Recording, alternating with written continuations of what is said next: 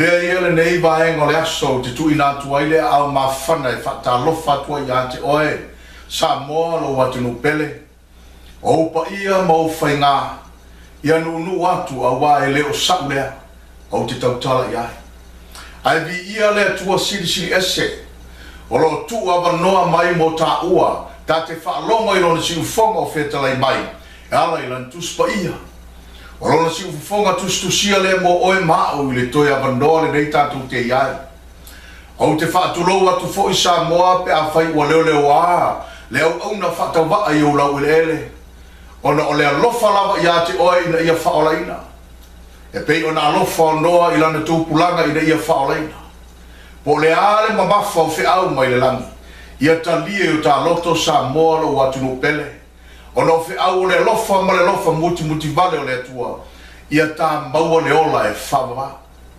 ai o le atatu ta talo momoa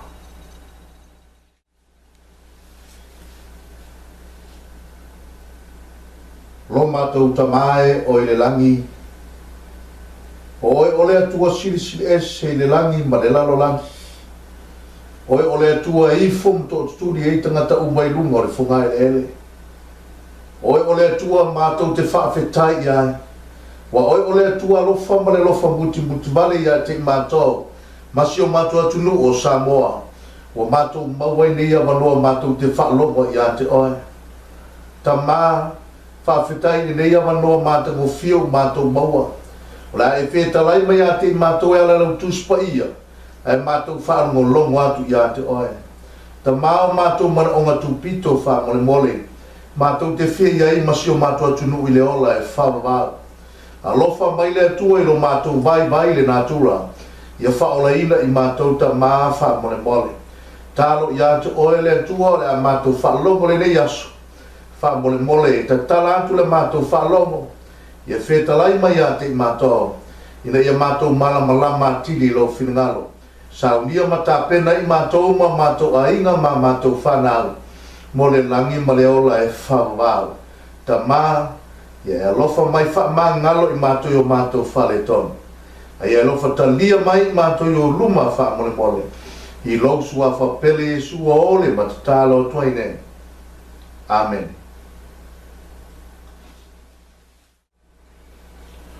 O le bata upu le so. O le atatou wa ai le loto a le fale fita fai le umo le tatou susuina o le mea fale. E fasino ia Yesu malana ngā luenga fautua i tutonu o le mea pai o le manumaru le langi. Mo lana i kalesia mai a Efeso. E o mai a filate le faia. A toa i malana ngā luenga mulimuli faa masino i tutonu o le mea silisilo le pai o le manumaru le langi. I le priota mulimuli le nei o la utikaia tatou te ola ma soifu ai. Ma o lea ngā ruenga wha masino Yesu o lo alu ne. Na amata mai le tasi valu wha ie uoti o le ainga o le atua. Se i o mai tangata o le atua ia e ola ma soifua i leso. O le atatou vava ai le loto a le whale fita whai. Ma mea o ia i tonu. Po le alo na winga. A wai fo i e whasino i ai. O le atatou whaitau le whantalanga le tuspa ia. E whatatau le loto a le whale fita whai. E mana o le atua e whaamatala mai a te tātou o le lotoa le whale whita whai o le vaenga leo le lau le ele ua sio mia le pā au tutono le pā o lo iai le whale whita whai e lua na potu o le potu pa ia ma le potu e tā ua o le potu e sili o le pa ia leo umo na tātou suesueina na whetalai le atua ia mose leo soto e lua sifu marifitu whai upo iwa marisifulu e te whaia le loto a o le manman i le itu i tonga o lo whaasanga le itu i tonga o ie pui mo le loto a o le ie babae ua milo na manoa e tasi le se lau kupita le umi o le itu e tasi o na paufo i e lua se fulu ma o latou lango e lua fulu e whai i le apa me mea whai upo e se fulu martasi e whapea fo i le itu i matu i lona umi o ie pui e tasi le se lau o kupita lona umi. Ma ona pou e lua fulu. Ma o latou lango e lua fulu e whai le apa me mea. Whai upo e sifulu ma le lua. O le lau tele fo i le lotoa i le itu i sifo.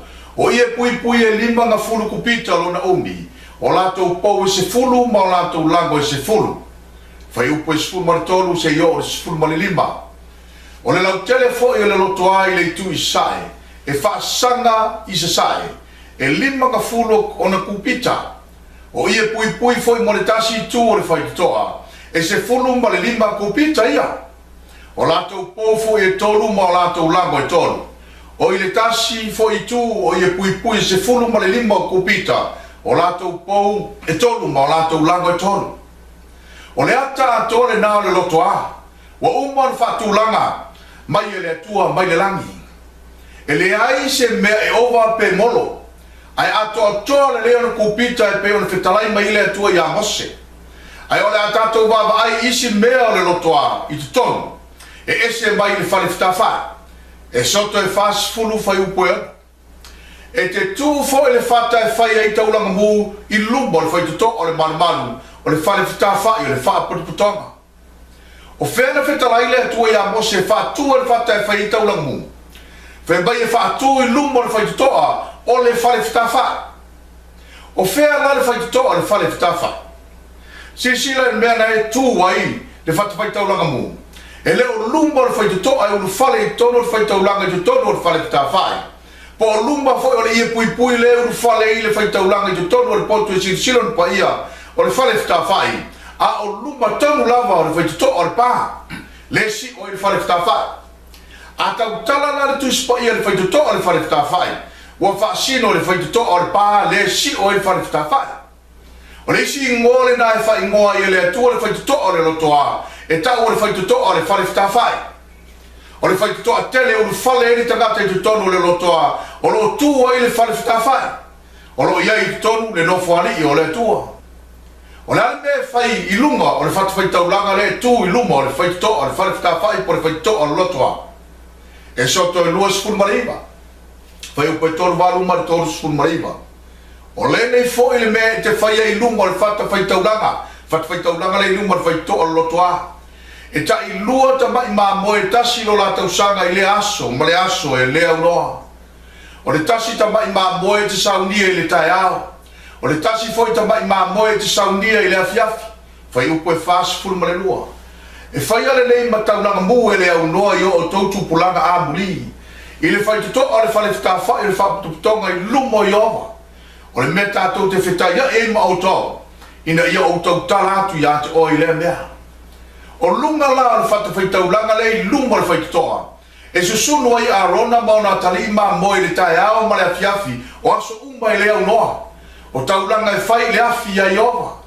O le mea manongi le lei lea i aso umba i lumo i ova. O a manisi mea e whai i lunga le whata whaitau langa mu. Le tiko i 5 whai upo e sfuma le fitu ma le sfuma le vana. A fai fo ia nga sala se tasi ua fai a fo i se mea ele tusa maripolo inga a Iowa. I mea umba ele tusa on fai. E ui lava ina lei loa. E nofo sala lava ia. E ia te ia fo ila nga sala. Na te au mai fo i le fai taulanga se mamoe po ai sao na le lei mai le lafu mamoe. E tusa malou lava whaatitau. E fai ma taulanga morisise. O na fai ai le fai taulanga se tongiola mo ia. Ono le mea ui e se ai, mana lei loa. O na wha ngalo ina i lea o ia. Ma le pitiko e whawhai upo e torsu ma le lua e o torsu ma le 5. A whai fo ina te au mai se tamai maa moe mana taulanga e whai ma taulanga mo le ansala. Na te au mai se manu whawhine sao na le lei. Na te whae e fo ilo na 5 i le ulu o le taulanga. Ma whasi ai, e whai ma taulanga mo le ansala, i le mea e whasi ai taulanga mu. O na ave i le fai taulanga nisi o le toto o le taulanga mo le ansala i rona tamata mai 5. Ma tu ua i nifo le fata e fai ei taulanga mu. A o lona toto uma na te li lingi ifo i lalo le fata fai taulanga. A o na nga o uma na te ave seina. E pei o na ave seina o nga o le tamai maa moe o le taulanga whaftai. O na susunu ina i lea le fai taulanga i lunga le fata fai taulanga. E pei o taulanga e fai le afi ai oma.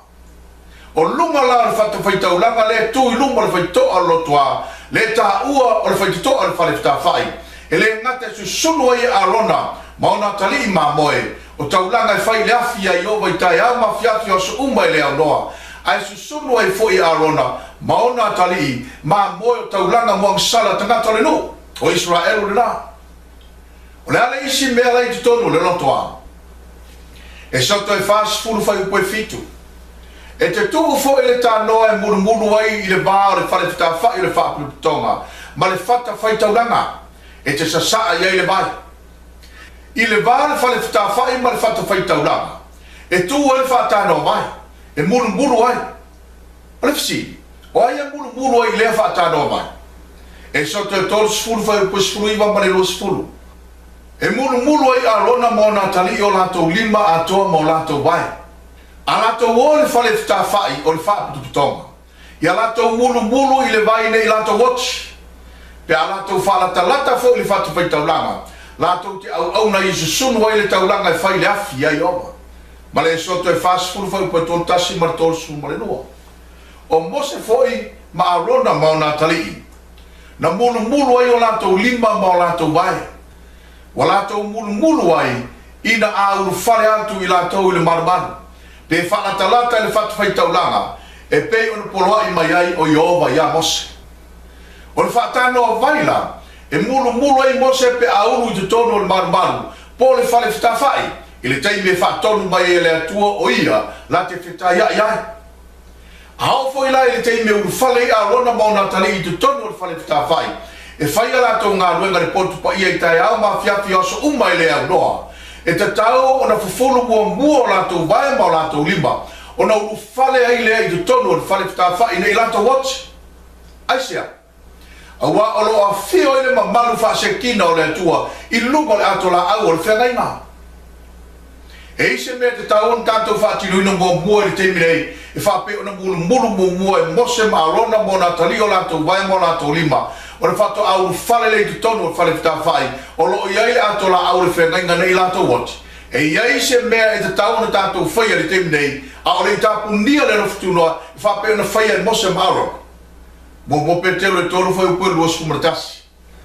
O le whaatusa foi le mea o le baptisonga. O lo whaola mai e nei ia i tātou. E le o le whaate e se ino le ele o le tino. A o le tali a le loto fuate i fole le i le atua. I le toe tū mai o Jesu Keriso. O le mulu vai o Mose ma arona matali o arona. O le whato ama whai lea. O na uru whale tono o le whale whitawhai. O le ata o le baptisonga o le teminei. E lema whai o na avea o e mato tino po se mempa o le kalesia le atua le teminei. Ma e uru whale i te tono ana whanga i o inga mauna tiute ua umon whauina. E pei o na whai e arona ma Mose o la tiute ua whauina. Pe a whai e te le papatiso mua. Ina ia tanu mia i lo tangata tuai. Ai whatuina mai o oio le tangata whau. Lono winga. E mua sala mo le tangata i leang sala. Ma furi tua i leang sala. Ma usitai i whatonunga mai le langi. E pei o le whaatonu mai ai Mose ma arona. Ona e uia leo le vai o le baptisonga. Le ato le whaatano vai lumo le whale whitawhai. E mulu ai Mose ma arona mauna atalii. Ona whato ama whai leo na ufale i tonu o le kalesia le atua. O loo iai le ato la au le whengainga. O tu la fono yes furu. E lepa whai la ona e ngā lue tiute ua umon whauina o le whale whitawhai. Po le kalesia le atua le temnei. Se i vanga na ua e baptiso. Peitai. E lemba whai foi o ne e baptiso. Pe a ele malama mo ngā luenga matiuti o le whale whitawhai. O le tangata o fia uru whale i tono le kalesia le atua le temnei. E te tau o nā onga mua. Ina ia malama le tiute ma whaabai o lo whaabai le kalesia le atua. On whato a ma whai lea on baptiso. E lemba whai o ne e sau baptiso ma e oso mai te tono. E au noa mo lo malama i le mea lai whai te tono le whale whitawhai. Mau me mau e oe. O le otia i tono o whale whitawhai i le se fō. Ai taui i lungo le whai au baptiso le tangata le nā lono toto. Woe. O le whiau tu sa o le anga o le a tele tangata e whanua i lea whainga whapea. E le mana bia i le tua si whai ta wafe o le au baptiso. Ai le ai mas tangata e tō tasi o le nā au baptiso. E malama i whaavai o le whale whitawhai. Ma o le tiute ua umon whauina i le tua. Le ai. Mafu anga le nā. Ua pei ai o se tālonga i tangata tofi pa ia o le whale whitawhai. O na ua saili e whai whiau le whai numero tele o le au baptiso. A ua lato lea o au mua i tangata le se senga o meleanga ma mea mama. Ua lato le whai noa mua i tangata le meleanga ma le mere lei. Ua lato le whai longa ina o mea pa ia ma mea le pa ia. O no mai leo tangata ta alo ai ma le lei loa.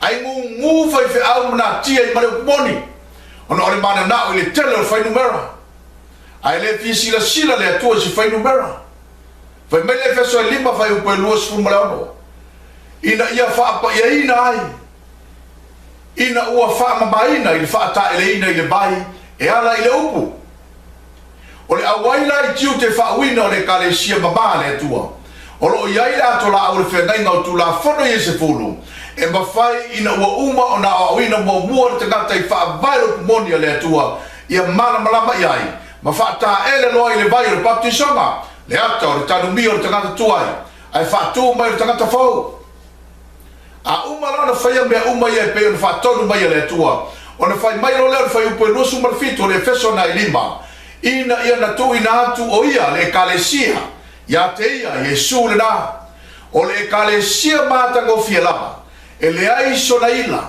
po se manu minumi po se tasi bea fape na a ia pa ia ma ia le po na o le kalesia moni le na le atua ilano nei e mama e pa ia e le seina aisia a waia o hao mua tangata ia mara malama i ona whaavai mo na ia inga ma ia lato manino i tapula a maua lunga o le whengai ngā le atua na whaavai e le kalesia o lana me ai o lana mi o whaapa ia ina o na tiu te pa ia o umar whaawina i tu tono o le maru a toa marana ngā ruenga tau ave o le alanga ina leo le whiau o le angelo na toro a mana malama la le tangata o na tuu le whaila na filifilinga pe talia pe le ai a talia o na tuu le iai o le lasanga lo na lua e whai e lan tau tinonga i lumo le atua ai wha longo le kalesia a umalena o na tu atu le i lalo i tō tino le kalesia e tū lai mai ni mori mau si tō lua po si tō tolu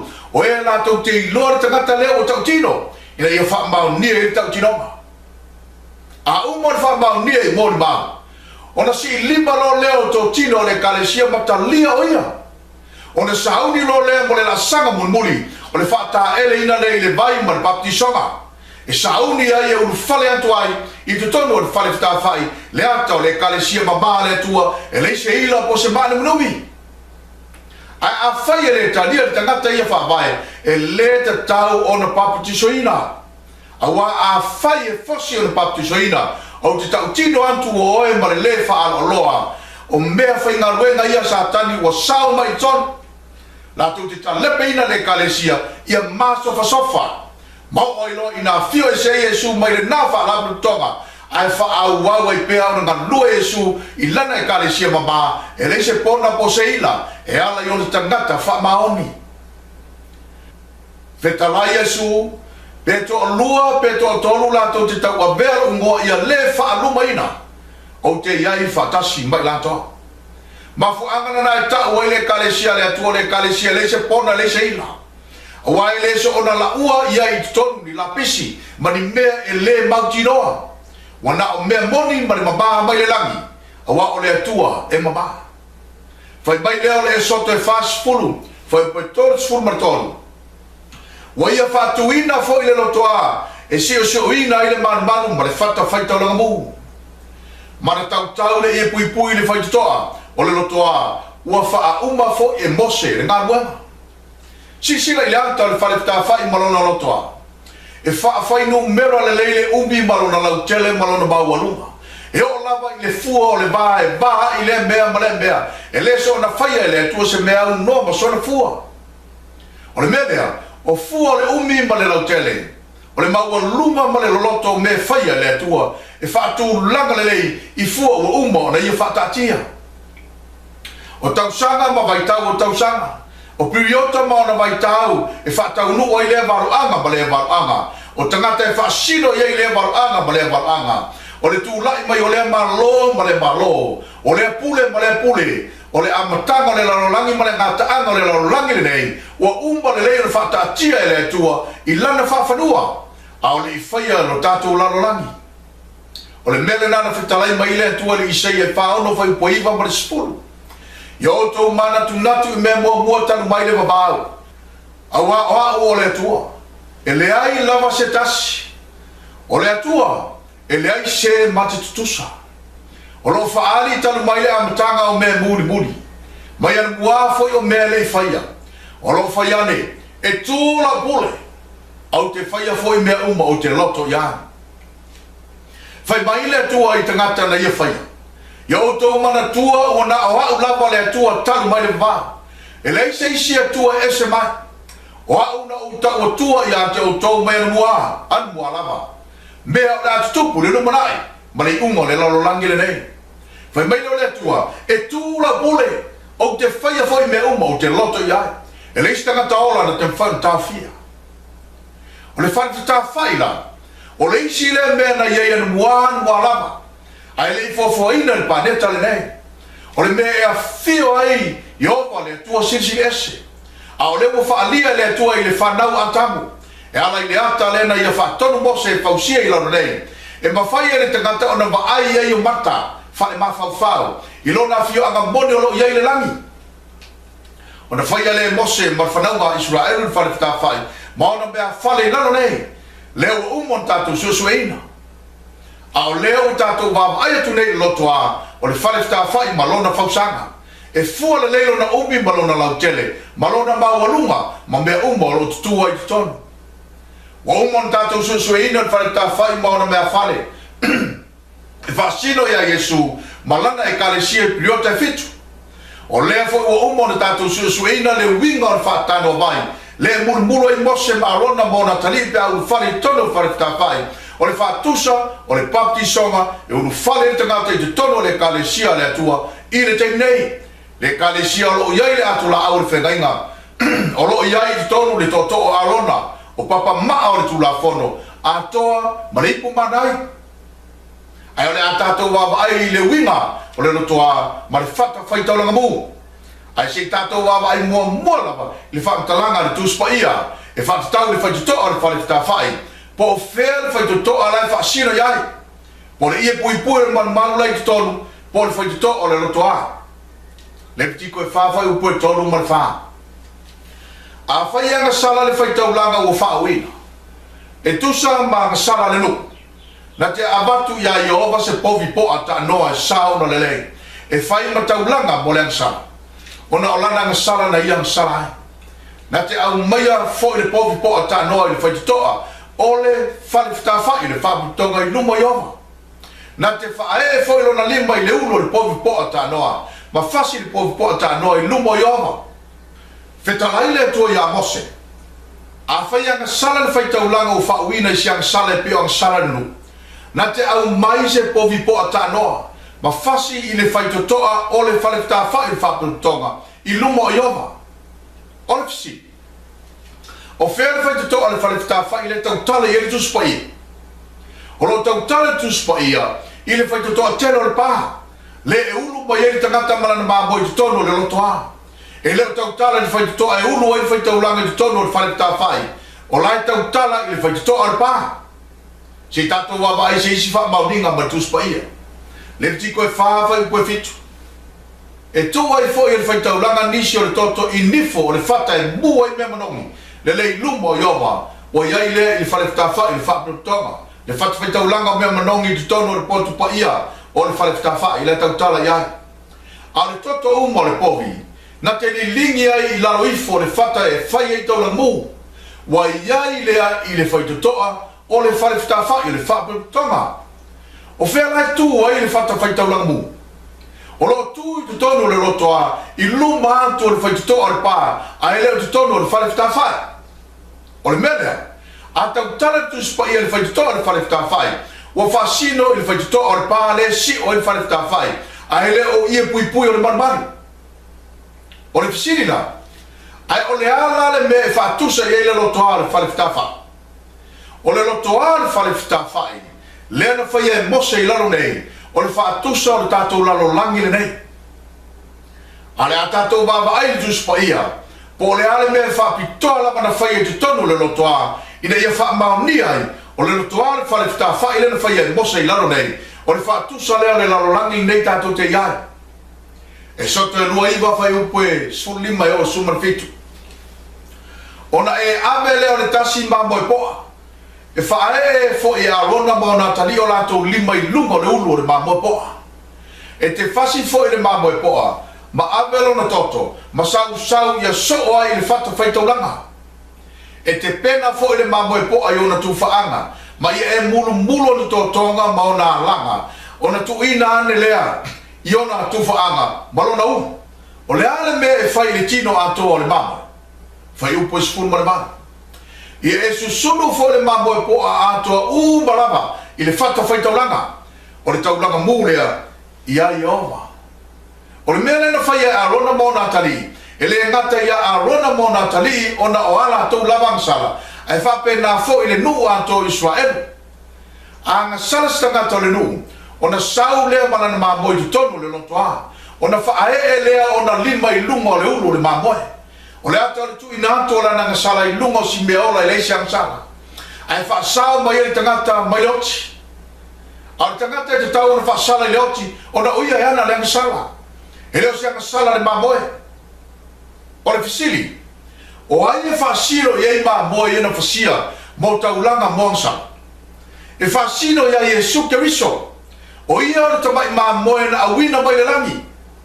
sisile le yone mua fai upo e luas fumarima o le tai au o ai atua yoane ya Yesu o maliu mai ia te ia o na faiane le faauta i le tamai mamoe ale atua na te amesea anga sala le lalolangi o le mele o manu ia na fasia e fai eita ulanga ni whenengu tuai e fasino ya Yesu tamai mamoe le atua o le a awina mai le langi e faatasi o na maliu e fa mangalo inga sala le lalolangi o e usala mo moni ona o le leanga o le sala ma funi tua i le sala mo petel mo fai pues fumarima a le toto taua o Keriso e pei o lore tabai mamoe e lepo na lava e le ai fo isona leanga o mamoe la ia na fasia Israel le teimer fentuai na fasino mai luma ya Yesu tabai mamoe e lepo na e le ai fo isona ila lono mima e le ai sia na sala tasi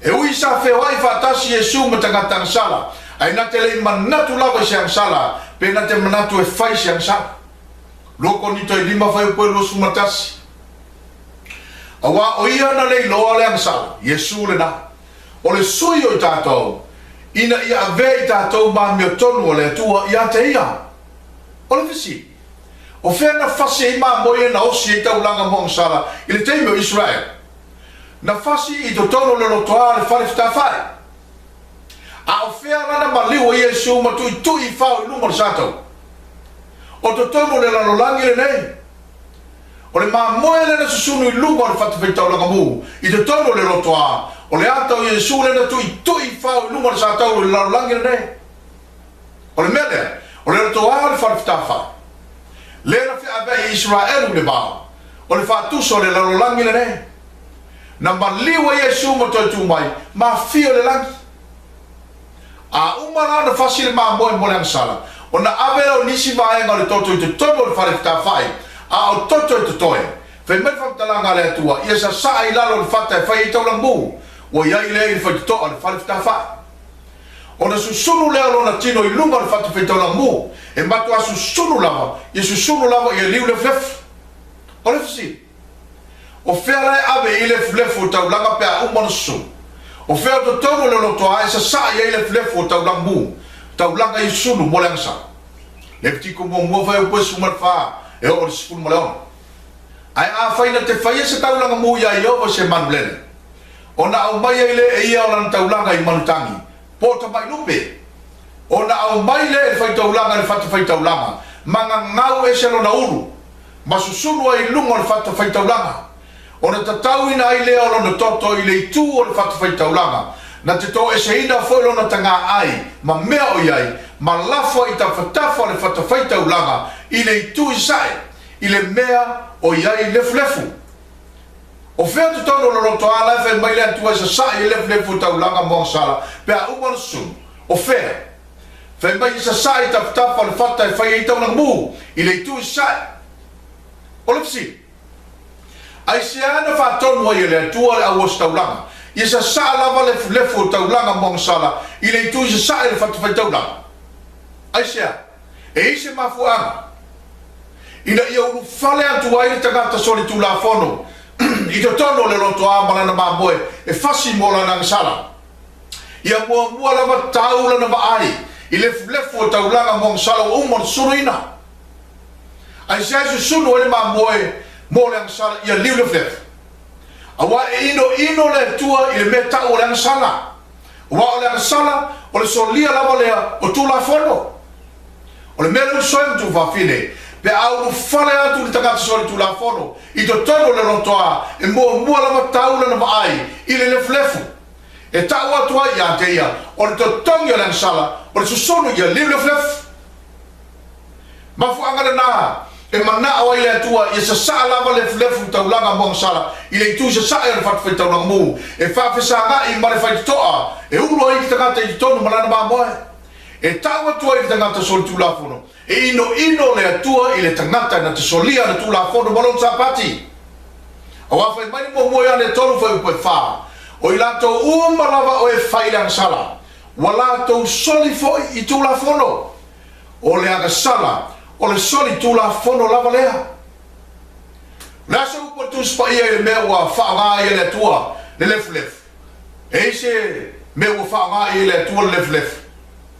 lo pe telo lo fai upe o ai fo so toma makomoro wana tau ya tu yai le oro palaina ina ua le lefu lona winga ua liu le flefu ua tuu ma failonga ye faale ma tau yaso amuri o le ale mene ua faanga ia ye le atua le flefu so toma makomoro fai mai ua tu e fai ma failonga i tangata le ma tau yaso amuri nei tātou te ola ma soifu ai ina ia nato loai o le i ungo tangata mi o le anga ma le fai a peo le angsala e susunu ia liu le flefu pe a umma le afe tausanga le file mua le upa ia le langi o se fe au le tau mai e ia te oi maa le ola i le so au nomo le tātou salamo mai le solinga o tu la fono ma le sapati o le atua ma furi tua i le angsala ma faali i le atua le angsala o le afi ma le te i olea na liu le flefu e so toma makomoro e susunu le tangata faale matau ia liu le flefu Samoa e fou lau whaalongo fe au ne au fe au tu sao mai le tua mai le langi e la patai ai oi ma ina ia e salamom au salamom fa mau lalo numo le tua ma nua mbau o tava noa o le mena na va ai le tagata sol tu la fono te Israel au ia unu fale atu i te tono le lotoa i le faitoa i le tu isae e mua la bataula na va ai le flef o le fe au e tau mai ai le tagata sol tu la fono ia sola ese ma le amio le anga ma funi tua le angsala o wa le tongi le angsala o le liu le flef lo pe te le lo fa po fitu o le iwa nei ala vea i fo ia lota o le amio tonu sa ti nga ia mio fa mata itu a e fa le tau pulea a wa o le tangata amio tonu lota le na sa ti nga lo no loto fa maoni a o nofo fa tasi mai la tau i lona mai atu ma whaalonga atu i le aso ma le aso ia rato wa mio whaale tau pulea o sila fia le li se me la vea me ai ie a mio tua ai le whao so songa ai ta aufi ie a mio leanga yo o i le aso whamsino ina ia whaasala ina i la toa na iei se malo sina ma whai e lota o na manu ma lo mai langsa io awana ia tu ina atu andonto o ia i le tua o le taulanga ola ma le malie ai au mai le tu ia te le malosi manu malo ia so uma maso fai so se yo o le te mina lave ina i o ia ona lana mi tonu ai matu asu sunu le awa miranga ia liu le flef ai sila ia ta le na le lotoa le fai tafa o fele tu o ia ile fai to ai u fale i tonu lotoa o le tu sai wana le paula ma le fai to e u fale i tonu le lotoa e le isi fai to pe te tola wapi le tu sifo le lotoa pe pito i tua lo fale i le me ngata mai le tonga la wapi a e ang sala e te sa vali mai lava ina au mai lo maboe e te sa lava e tuli mai fai to e le tu sai e te uia tuai awa e le si fai to e na le tasi lava le fai to e ma fai ona u fale tangata i te tonu e fasila na maboe mo lana sala wa na le fai to ai le tu sai o ia fatu se ia fai to ale tasi o le lotoa le ta o tu spai o fai to al fai ta fai o ia fatu se ia des ful vai ko fitu o le toi feta lai atu le Yesu ia te la to e moni. O te whai atu ia te o tō. O au nei o le whai tutoa o mā moe. Whai upo e iwa. O au nei o le whai tutoa. A whai e ui mai se tasi ia te a. E whaaola ina ia. E anu atu ma uru whafo. E maua fo ia le me ai. Ma fu angana nai tasi e whai toa e ui e tangata umba i tutonu le no toa le maru. E osi e ia nātou taulaga i le atua. I le teima Israelu. Wa e tasi whai toa e ui e tangata umba i le ola e whaavau. I le maru le langi. Wa na o Yesu Keriso. O le whai tutoa tene lao lo toa le uru whale e tangata Israelu. I le tonu e fasila na mamoe mo lana taulanga mo le ansala. E whaasino ia Yesu le whai toa e tasi. E ui atua i tangata umba le langi. I le teima Israelu. A sau tangata malana taulanga. E ngata i whafu i le roto a. E le mawhai ona unu whale i tutono o le maru. O na a rona le whai taulang sini. A ina ua maliu Yesu le tamai mamoe. O na sae lua i leo le ipu o le maru. Ma mawhai ona tātou unu whale atu i tutono o le mea silisilo na paia. I le maru le langi. Sisila le pero sifuru vai upo sifuru ima. O le nei, le au soe. O tātou sa alota i unu atu le mea sili o na paia. O no le toto Yesu. Lan mea lai tutono o le mea sili o na paia.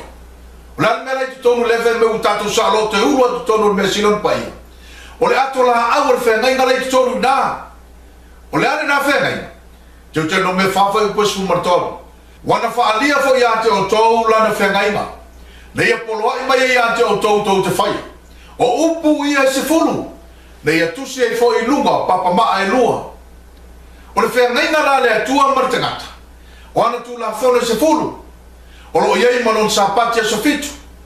A tau si la male wha maoni e tangata le whengai nga le na. O le tangata na e avatu Yesu lo na ingoi te tono o le mesi silo pa ia. Ma wha mau le tusi o le ona. Ai wha whewhere tangata e le fia ui atu ia Yesu le whai toetasi. Ai mana o lava tangata na e ui a ia i lana lava awara. O le ale tau o tuspa ia i lea i tu a inga tangata. Iohannes furwai mua. E boni. O te whai atu ia te o tō. O le ele ui atu le whai toa. I te tono le loto a ma boe. Ai anua e o ia i lunga i sitasi ala. O ia lava o le ngahoi ma le whao mea. So stangata e fiaru le langi. Ai mana o e hui lana lava awala. Fai mai Yesu o le ngaoi ma le whao mea tangata le nā. O le iunga la le ngaoi ma le whao mea. O le susunu ia leu le flef. Fai mai no Yesu le Ioane su fafa i poe ono. O au nei le ala i le langi. Tei peo le fai toa le whare tafa i tasi e ulu i tangata i tutonu. O au nei le ala ma le upumoni. Ma le ola. E le ala watu lava se tasi le tamaa. Pe ale hui mai i hatia. E fa pe fela ana e ui a Yesu le fai toa o le ala e tasi le lani. Ioane su fafa i upes fulmo le lima. A fai tau te alo lofa mai i hatia o Yesu le na. Iau tau tausi mai au polo inga. O a polo inga. Tu la fone se fulu. Mo moi ane lima fai upo tolu. Wa o le nei lava le alofa i le tua. Ia tātou tausi i ana polo inga. E le mamafa fo i ana polo inga. Ai fa fer tangata le tau e Yesu nga oi ma le whamea. O le ale isi ngoe fai ngoe e tuspa ia. Mo moi ane lua fai upo e wha. O se wha pea. Wa o loa o ia Yesu le na. Ai le tausi e ia i ana polo inga tu la fone sfuru. O le pepeno lava lea. E le uto tonu ia te ia le umoni. So se tangata lava lana te le tausia polo inga le tua monon sapati. E le o uia Yesu le fai to e tasi le ala i le langi. A o la e ui le ala matele e tau i le malaya. Fai meno Yesu o le ngā oi ma le whao mea le tangata le nā. O mawai atu tūpulanga ia le whea mea i le whale pitafa i le maa. O le whasa lau maru sifuru tau sanga talu na o ese mai Israeli e kupito. Na tupu ai Solomona ina ua mawairon ta maa ta vita. O le lona whao tau sanga o lana nofo inga. Na whao ai Solomona le manu mua lava. Ta una no nofo Israeli tu tono kanana. Ma o le manu e ono sifuru kupito lona umi. Tusa le nai se lau futu.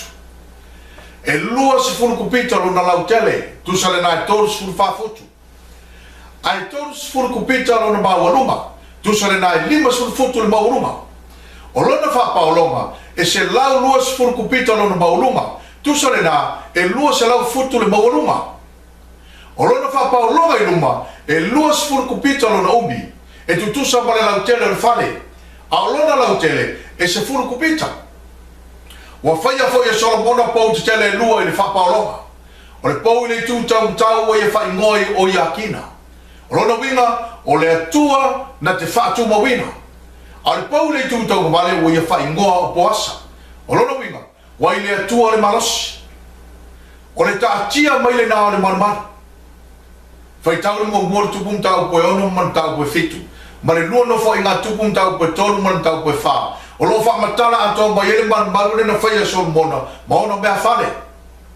Ai ole a tātou baba ai le ata ato po le blueprint.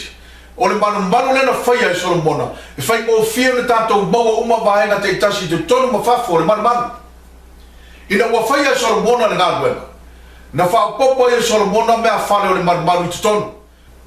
Ma mea o lo tutu I whafo le roto a. Na whai a Solomona le whaatano vai tele e mulu ai au whai taulanga. Ma whaatu le tūtau mutau I sae o le manumaru. E whaafisanga I ma le tūtonga. Ma o lea whaatano tele e amo e povi e se furu manenua. E whaasanga le tolu le tū I mātū. E whaasanga le isi tolu le tū I sifo. E whaasanga le isi tolu le tū I tonga. A e whaasanga le isi tolu le tū I sae. E se furu whaatano vai e mulu ai me e whai e taulang mu. E lima I le tū I mātū o le manumanu. Ma le isi lima I le tū I tonga. A toa ma le vai apa me mea tele I le tū tau mutau o le manumanu. E whaasanga I le tū I tonga. O no mai le te tonu manumanu. E se furu tu ngara me pa I te tonu o le potu pa ia. E lima I le tū tau mutau. Ma le isi lima I le tū tau kuwange. E se furu foi la o ai po lau mo a reto I le whaafteina. O le isi lima I le tū tau mutau. Ma le isi lima I le tū tau kuwange. O na au mai le Solomona ma le au whai tau langa le ato la au. O le whea ngenga le whea vea I e mose ma le tupulanga mua Israelu le bao. Ma tu I te tono le poto I sirisiro le pa ia. I lalo ifo a pa au ke rupi na whai e Solomona. Ma eo fo le tele ma le matango fia winga esi o le manumaru na whai e Solomona. O le na filifilia le atua na te whai le manumaru mo ia. Pe a mawai atu lon tamaa tawita. Ai whai mai lama le alanga Solomona I le atua I le mua tupum tau poe maruwa poe lusu fitu. Pe moni ea fio le atua I le lalo langi. Whauta o le langi ma le langi o langi. E le ofi ei oe. E le atile ona e le ofi le nei fale ua ufai. O mawai atu nei Solomona malana nofu a ima. E tolu se lau waru sifun mo le ono tau sanga talo na mawai atu Solomona. Ai va ai arole me tau tia o me ua whai e toi ina mau stau langa le nuo Israelu. I to tono le lotoa le maru le na whau i Solomona. Tisila le skelu e maru whai upoe sifun mo le ono. O nei a vea le wau le lotoa atu loto le whale o Ioma. Whauta I le whaititoa le maru o Ioma. I le vā le whapaolonga ma le whatu whaitaulanga. O tangata peto a lua fulu ma le toa lima. Ua u atu o lato utua le maru o Ioma. A ua ua I atu o lato mbate I sae. O lato ifu atu I le lai I sae. O tangata I e toa sifulu ma le toa lima. O le whaitaulanga sile e toa tasi. Ma toa ina o le nuo e lua sifulu ma le wha. O na baua I leo le lusu lima tangata lena ma ai e perfecta o eskeru. O le ale mea rau whaitaulanga lai whai ma toa ina. Ua fuli whai mele whakatalanga. Ua fuli o lato utua I le tui sifo I ere manu o le tua. Ai whasanga o lato mata I le tui sae le la. Ma ifu atu le lai sae. Ua tu ua le nuo Israelu le tua mone e toa tasi. O walato tapua I atu I le lai sae. Ma o le ata fu I le uo I tapua inga I le so. A tau atu le upumoni le atua. Ma tu la fono le atua moron sapati. Ai whai mai. O lo matou tapua I fo I le atua. O lo iate I matou le atua. O matou loa fo I le atua. Ai le ai. Ua fuli o latou tua I le maru o le atua I le tui sifo. E pei o Israelo le moa. Ai whaasanga o latou mata I le tui sae. Ma ifu atu le la I sae I le sa. Sunday. O le sano le la. O le tei o le aso. A tu fatasi o le aso le la Sunday. Sa moa. O te le vai e tau atu I atu o le mea moni o whai mai I le atua. Le anga o le nae te tui lunga o le mea le moni. le nai te tapua i le aso se. O le aso whapau na tapua i Roma whapau de la. Leo tapua i tangata politisana uma, malo lato lei loa. O i tua inga tapua inga ia leo taatele le aso. Leo foi lo whamatala le profeta Isaia. Isaia whawha mua. Whai bai Isaia, o le aso le unga le tātou te iai. E tā awhia tua i whawhine e toa fitu, i le tane e toa tasi, e whape atu, mātou te aia mātou lava me ai. Mātou te ofo i o mātou lava ofu. Tau ina i ngoa i mātou i lo i ngoa. E ame se ina i o mātou ruma. I te tono le tūspa ia. Wa whātusa ia le atuarana e kalesia le whawhine mama. Wharinga sulua whai mua. Wa i loa fo i whailonga tele i le langi. O le whawhine ua ofu i le la. O i lalo o na vae le masina. O i lona ulu fo i pale le i whetua se fulu ma le lua.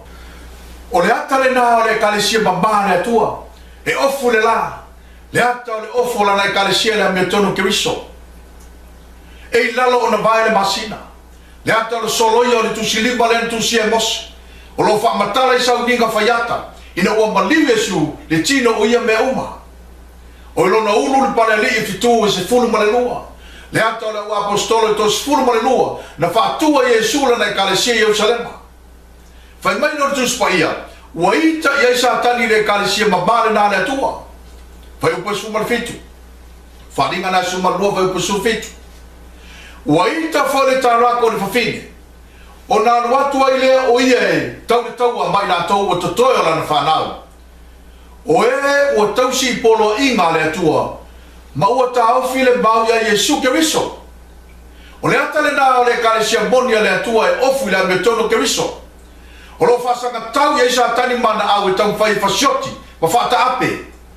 A wa lo lanto tausia tu la fono le atua mono sa pati, ia whapa ia ina, ma tani tonu le mea lofa le atua o le nganga walo anga.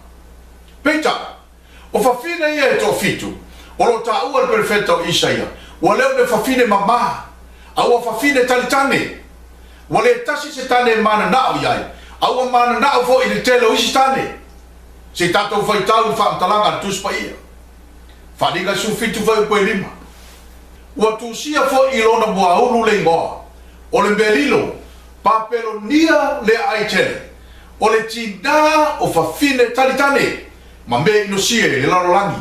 O le winga lupu paperenia. O le whenubia i po le whewhiloi. O le ata o le kalesia katoliko Roma. O whewhiloi whaatasi le tala le leira tuspaia. Ma nanga nuu whapaupau. Wa le iloe tangata po whele me moni. O na whaatusa le ia paperenia.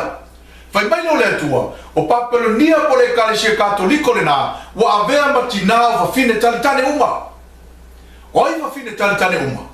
O e kalesia politisana uma. O e olo lato tausia le asusare pope. Ai se a ua tau ai le kalesia katoliko Roma o le tina. A wao le kalesia katoliko. Na whana nau mai e kalesia politisana uma leo sala lau le larolangi. O na tau ai leo le kalesia katoliko. O le tina o e kalesia politisana uma. O lo lato tausia lo na asusare. O whawhina la ia tō fitu e tā ua e Isaia. O le whātuso e kalesia uma ua pā u. Wa lato so lia sa pate so fitu o le atua. A e tausi le aso saa a lo lato tina o Roma pope. A oi lai whaasino i le tane tō tasi. Luoko nito sumatasi whai upe lua. A wā ua uma e ngā lofa i ante o tau le mare ngā i te tau le atua. A wā ua uma o whau tane i ante o tau. I le tane e tō tasi. Ina ia o mombori ante o tau o le tau pou wha maoni ia Keriso. Whai mai pou, a wā ua uma e le ngā lofa i ante o tau le kalesia. Ua uma o ua awao i ante o tau. Ina ia o mombori ante o tau le tau pou ia Jesu Keriso le tane tō tasi. Isaia 5:5. A wā o le na whaia oe, o lau tane lea, oi le tane lea. O Jehova o aulona i moa lea. O le na whaatauina oe, o le paia o Israel lea, e tā ua o ia o le atua o le lalolangi uma. O Jesu Keriso la, o ia o le tane tō tasi, o lana e kalesia e lalo nei. Lato te whamoe moe i ante ia, lato te whatua tua i ante ia so uma e leo noa. Alana me o fatu se ye me ai ta o ise. Re me sulima vai o pesumrano. Na bawa o afionga ona o ai ai lea. Sa ia tau la o afionga e fai mame ori ma fie ye lo loto. Awa o ta ua o lo swafa. Yo vai le tuo au. Fe mai rebia. Le tuai na o maua lola upu. Ona o ai ai lea. Ma ua fai mame fie lo loto yaso uma lea no. Faringa sfuru fai po sfuru. Fe mai ane ona o tango ile tusi titi na ile lima o angelu. Ma waina. Ole ale tusi titi. Ole tusi o tanielu. Lena fa mo foi longa te mi o tanielu. Ole o tatala te mi ane. Ole upu na ale tua. Le afionga le tua. Fe mai ane. Na ia maua lo afionga na le tua. Ona ai lea. Ole ato le matua su e so ele upu le tua. Ia matua malama iai. Ona fa tusa le Yeremia mi ane. Ole ai. Na la matua su e so ele loto. Pe se ale fininga lo le tua mo la ua. E fa pe ona fai tangata tutoyo le tua. Lo la to matua su e so e pe se ale fininga lo le tua. Mo la to te mirei. Leo fa na to malama i te lo fe au mai lang. Ya ne fa fa u to su fa. O feta la ya tu Yesu ya te la to. O la u me e ai. Ia o fa ia le fininga lo le na wina mai ya. Ma fa i ulan ga ruema. O le me ai le na Yesu i la no nei. O le fa ia le upo no tama. Ai fa fele o fule ta o Isaia. O le ale me fa tu saia. Fa ringa tolu fa u pos fumarba. O te fa ya tu ya te oe. Ye fa ta wa tu ya jau le aulo wa fa ma mai na lafi. Ina ia e tamau a inga ai. Ma ofu sisina ina ia e ofu ai. Le ale ofu sisina fetala Yesu e fa ta mai ya te. Isaia ono tasi fa u pos fun. O te batua fia ia Iova. E oli lo loto i lo watua. A wa wana fa ofina u i ofu le o tanga. Wana fa pulu ina u i le ofu le ambia tonu. E pei o le fa to a faya va wa pulo o ia pei se fai taulanga. E pei o le ftano ftane foi. Wa teu o ia na teuma. O le ofu. O le fa tusa o le ambia tonu keriso. O ia fa ofu ina ila na e kalesia ila no nei. E sa une e mori tau sama anga i afe tau sama. Peta. Fe mai Isaia. O asolo le iunga, le tatou te ola ma soifu ai. E ta ofia tuai e kalesia pa o uma ia Yesu le tane totas. E fa pe atu ia Yesu. Yesu. E pule lava mantou ia mantou fa vai. Ma mantou a onga. Le ata. O le me ai. E pule mantou ila mantou lava me tonu. Tu sa pe pisipisia e pe o le ia ma. Le ata o le off. E pule foi mantou la mantou aso tapuai. Tu sape sori lo sapati. Ai tau lava o lo ngoa Yesu fa bormole. Le tane totas. E au mai. E fa ngoa i mantou ma mantou lotu. E ufi e mantou a miolanga. Ma la mantou sori tu la fono. Ia au ane ilo e tangata. Leu va ai le soi tu ainga tapu ainga ia. Wa tu ua e ta lotu. Ma tangata lotu. E tapu ainga moni le tua. Ai o tu le va fata fa taulanga. Mar fa paloma. Wo ora tu tu ele tu sifol me o yen man mano le tua. Ai fa sanga la tu mata i sa ele me oso mai la. E fa tu sa la, mana tu ta pa ile la, ile sa por sante. Fa me no Yesu i ta po inga ia e fa ila sa. Il matere fitu fa o per luos fumo le lua. E to tele la tu te fa mai ya ta le aso. Le aso e fio mai Yesu. Le ie. Matou te le perfecta ne e ilo ingo. O lo ingo foi na matou tu lia i te moni. O lo ingo foi na matou fai e ma venga tele. Wala tu ala langa tu Yesu ma fisilia tu ya Yesu. I mena la tu faya. O le o langa tu na la tu lauga ina i lunga pule la. Le suafo Yesu. Fa malolo ma i suafo Yesu. Ma tu tuli te moni i suafo Yesu. Ai sile le tali Yesu ya ilantoia. Vai o pelo sumato. Ona o tau tino toile ya te la to. O te le no na auto. Ina o ese auto ya ta. O auto o e fai a mioleanga. Sole. Na o manato tangata mioleanga la utale pe fale mala o fasu tangata. Mala nga o ila tumbo le farpui pui. Au leo tau tino pa Yesu, e sili atu to tela la wa mi leanga, la tumu i farsa. E ala langa le ie. Ai le fiu sta e tau si tu la fono le tua balon sapati. O soli pala i lao. O fai maso ta loma. O fai maso fai boiponga. O fai maso e fai i fala me lave o Samoa. O soli pala i lao. Ai au mai le aso se, e tapua i Samoa i le tua. Le aso sa Sunday. Le aso e tapua i tangata whapau le la. Samoa lo watu no pele. O te le lope fa pe feo o ta fia au nei, e au noa mar fai lo atu. Le ako le mana o le atua le tono lana tala le. E le mawhai sta kata ola ta fia. E o lava ia jau le tau talatu. O le mawhai ala umutu maru ta kata whata wā. O le tau fia au mai au a mai e le ngampa ia. E whaola i o e sa mua mau. Ia iai ta oi le ola e wha mau. O le fasiri leo le atua ia eskielu. I le eskielu e vanu whai upo sumarfitu. Le atari i o le tangata. Ua e loa erena. Se mea ma e le ainga o yuta. Le anta o le kalesia le temei. Ina ua whaia o me ino sia lo lanto whaia ina. O a me ino sia ia ua whaia whai tau langa yutai. Po whai whi au le temei. Ua funi o lanto tua i le tapo inga moni i le tua i le asapati. Ai whasanga o lanto mata i le tui sa i le me oswa i le la. Le atua le la. Mai whatu i le la i sa i le asa. Usoe. E leo stangata le atua e pepelo ai. E ino sia e le atua tapua inga i le aso le la. Le anga e leo si aso le ia whatonu mai le tangata e tapua i atua i ante ia.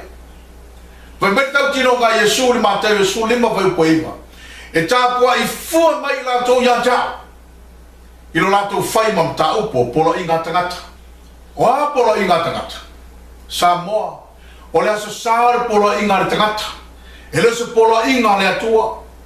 O le polo inga le tangata e ngoia Constantino le Impero Roma. Le ia whaalea ngā ina i le sapate sofitu le atua. I le ti ae tonu se lau motasi. Ai polo ina le au kerusiano le teimi o pulea i o Roma le laulangi. Ina ia wha mabalu ina matausia le aso le la. Le utapua i lau kerusiano umba le laulangi le teimi ne. Peita i le so. Fai mai Yesu. O le tangata le te tausia le asa. Le polo inga le tangata. E tapua i fua atu i ante ia. Vai beina le whalawhalanga le atua le skelu e baru vai posifu marabara. O le mbea lea, o te tau i atua i mane i ta tele, o te le whasauina, o te le whaperepereina, e uina lato wala au mai i ante au mane leo tele. O te le whaaloma tu lava i ante i lato. Vai mai le tua, talu ai wa o tau furi tua le tapo inga moni i ante au lo sapati na o whapaieina, ma whaasaina i le amtaha. Awa o tau tutu le vāra whapaolonga, ma le whatu whai taulanga, ma whaasanga o tau mata mai whantu le lai sai. O le melea, o te tau i atuai ma le ita tele. O te leto e whasauina o tau. O te leto e whaperepereina o tau. E ui tau te mala au mai ma le leo te tele, ia o tau tapua inga matarutalonga. O te leto e fi whaalonga atu. Pea tatou toe vava aina lo toa le whare whitafa. E se mafu anga na whinengaro ele atua, ia whaau lama le whai toa le whare tawhai, i le tui sai. Ma te rusu whawau po lo fitu. Awa e pe ona emo mai o le wila i se sai. Ma malama la mātu i se sifo. E whapea foi ona sau, ole ata li o le tangata. O whele i tu le rotoa le fasi e le mamu. E fasi le tui sai le rotoa. I taftafa le whai toa. Ona avera lona toto i tonu al whare tawhai i le tu i sifo le loto a. O i fasino i ele mama. O i Yesu Keriso. O i orta mai maa moe le atua na uina mai le rangi. O le whailonga le nana abatu ya Israelu na mua. Mo le afia mua mai o Yesu e maliu. Mo le wha ngalo ina o ngasala. E fasile maa moe le tu i sai. Ma susunu lona tino i le tu i sai. Ia liu le flefu. Ai avela na toto i o i sau i tono manu o lo tu le tu i sifo. E wha pe whea on wha matala le vai. Na whia mai e suri to mai mamoe. Ina ia whasia i le larolangi le nei. Le wha tusa le mamoe le na whasi le tono le loto a. O na tui lea o lona tino i lunga le satau. Le wha tusa le sunu o le tino le mamoe i lunga le whatu whetau la mu. O na whia le Yesu i le langi. ina o toi tu mai ma batu no toto i tono man manu le langi le fa tu so le toto le ma boe le na fasia i tono le lotoa ai ave a rona no toto i tono fa ta fa ilano nei i le tu sefo o le fa ilonga le na batu ai a Israel no mua e tawa tu ai a te lato le awala le a fio mai Yesu mo mua e sawe pero to mai ma boe na fasia i le tu sa e lotoa ai ave no toto i tono fa ta fa i le tu sefo pita o le fai longa mo i tātou le Israel o le whengen fau. Mo le afio wha alua mo Yesu.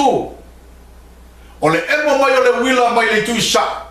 Ma mana mala mātu i sifo. Sisila e Early Writings. I tu lau suma le lima. Na wape o le taula i atu la mātou wa ai le tui sa. Ma wa ai ere tama i aola i titi uari ani mai. E tu sa male afa le lo filima o le tangata ron tele. Na mātou i loa uma. O le fai longa leo le atali o le tangata.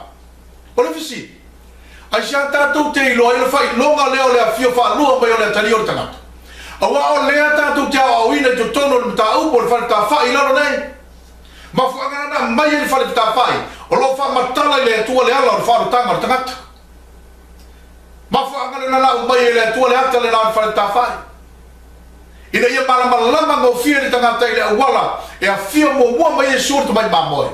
E wha ma ngalo la tunga sala. Ma le awala e fia wha lua mai Yesu o ia o le tupu. E a batu i la tau lo la tau ainga e wha mba. Pe a baia lo e tangata o le atua se wha ironga e se wha pe le vale nemo. O le emo mai o le wila mai le tui sai. Ma mana mra matu i sifo. Le teimi o le mana muli. O na la tau ala langa i lea. Fa utolo mātou atua le nei na mātou whataritari ai. O i ovo le nei na mātou whataritari i ante ia. Wa fia mai whaola i mātou. E ui le ma aia Yesu le teimi lea. Wa nao le whai longa le emo le wila. Ma manam la mātou i sifo. A ua. Awa o ina. I lātou le whai longa. Lona fia wharoa mai. I le mta upo le whalefta whai le tātou te o ina i le so. Ai le malama i le lo langi te te e mare fo wale finangalo le atua i le fai longa. E o lama i tangata e whai mai o lo latu tau sia sa pati o le atua. Ai leo wha ia ina i leo langa. E matua wha pong sa ina ia fai longa. A wako latu te enan ta upu o le whale fita whai malona wima. O le alatu manatu o ni wila mani whai titile masani ele wa ai mani wha longa. Ai le ai wa abe sia le malama. Wa latu tau mate po ai mea. O lewa na langa atu te au o le toi futaina. O le tau singa o le sapati o spitu i whapa iaina. O le toi futaina o le amio ina ia ola whapa iaina. O le toi futaina o mea aina ia le toi whakaina ano manu. O le toi futaina o lamalama ina ia le toi ofur fufine le ofur tane. O le tane e fo i le ofur fufine. O le walau ina ia wawai se mai a o se. Ai ua ula ma tau e. Ma tani ia i pei o le teimi o noa. Sa boa lo watu no pele. O mea ua o tu sia i te tono o tu spai atoa. O mea mo tātou ma tātou whana. Mai lava le fōwhanga ia atamu. Wha solo mai au ngā tūpulanga umbala. O mea na tu sia i tu spai mo tātou ma tātou whana. E le eise alo whanga i te whapea le ai. O te lei loa. E tasi lava le tau i tangata na te lei loa ma tangata na te loa ai le whai. O le liu leo flefu. Na e whaalongo ai te musu e su e nei te iwa e loa. Na e la mona se si u leo ai na pupune o talinga te le fi whaalongo mai. Na pupula u loto i le oa ma mea whawhiawhia matu ina nau le larolangi. Na e ai ma inu ma moe whaasolo ato i le paolo o lo whale. Ai pe fua i lama le a fionga pa ia le atua ma tatia solo i lo whale. E au noa mo lo tali atu iai lana wa au. O lo pala au atua i ate oe. Au e ke sa maria i marfile mu i tono lo fale. Na e moi le po e peo le tangata uopti. E leto e la ngona se mea. Ai sa awina mai le atua ana angelo e pui oi lo to fanga. Ina ia e ala mai le tae au marfile mu. Sa e sabali le ala. Ai pui oi ana angelo ne te ua e pa u. Sa e te e lo ta vale. Ai ula foi uli e angelo ne te ua e la bea. Sa e lele le valele. Ai sapai le awa lofo le tua nei te ua pa u. Sa e fo lau le sami. Ai tapa sa le angelu le vaa nei te ua se. O le taita inga le langi ia te oe. Wa mafua una e ola i tau sanga i tele. Nei te iwa e manatu o lau lava malos lea. O lea tua nei e tai ia oe. Peita. O lea awe sea lea au wha marumbalo o lea tua mai le lalolangi. Awe sea malo na nganga pa ia. Ai tu whau lo le lalolangi limo sa tani. Mo lana toi ngā ruenga tau wha se. Ina ia ilo tino ai. Po ai ua tali antu ilana ba au alofa. O rau toi awan dole nei Samoa. A whai e te tani e ina mari Samoa. E o mai a ngero le langi e pui pui oe. Mai le tofu funga tele leo le ao mai. Le tanto lano langi. Ai a whai e tele e tani e ina.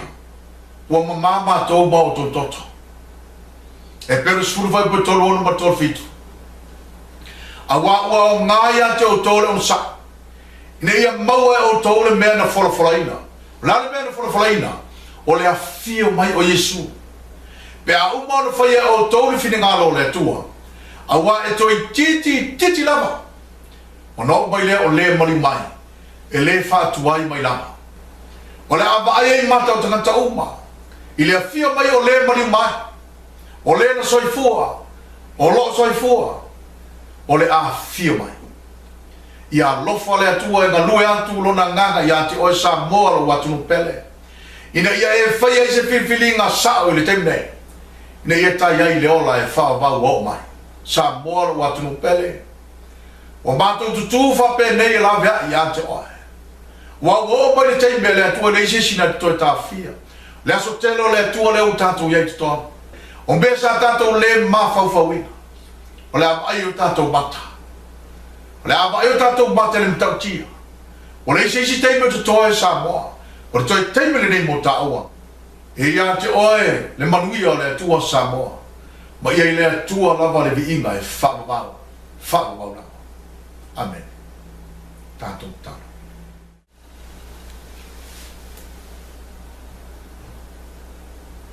Lo mātou tamae o i le langi. E haro lava na mātou whaftai atu i atu oe lo mātou atua. Whaftai lo wanga le leisi o mātou atunu o Samoa. Wa ele nā tia lava se whea awe tasi wa e tu ina maa. Ina ia lapta ia i mātou uma lava. Au le i o mai nei uma o mea uma. Whaftai le atua e lo finangalo whaalia le nei tu asu. O mātou whaalongo le tatau le atua o na mātou salmo. Wa o tatau fo i ati mātou o na mātou pipi i atu i atu oe. Wana oe te wha malama lama ina i mātou. Ta mā, mātou te whia iai masio mātou atunu i le ola e wha mā. Mātou te le whia whano i lungo le neifunga i le ele wha mole mole lo mātou atua. A whai o le wea maia le whi au wha malama lama i lo mātou atunu o Samoa mo i mātou uma. Ta mā wha mole mole a apa mai o a wha ola i mātou. Si tia atu i mātou i atu oe. Ia mātou la ngona i le atua te mi umane mā whana o lo walofa.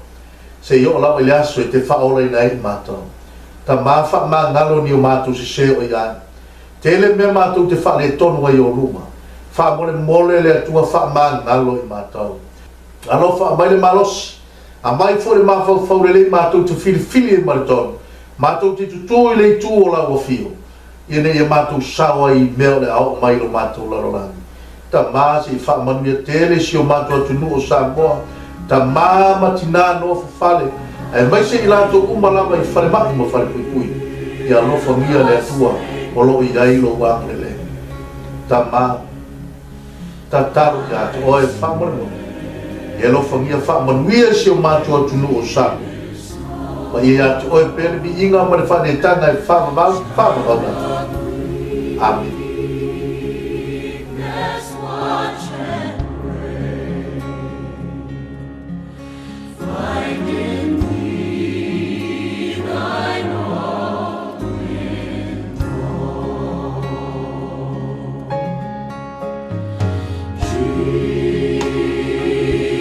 Jesus,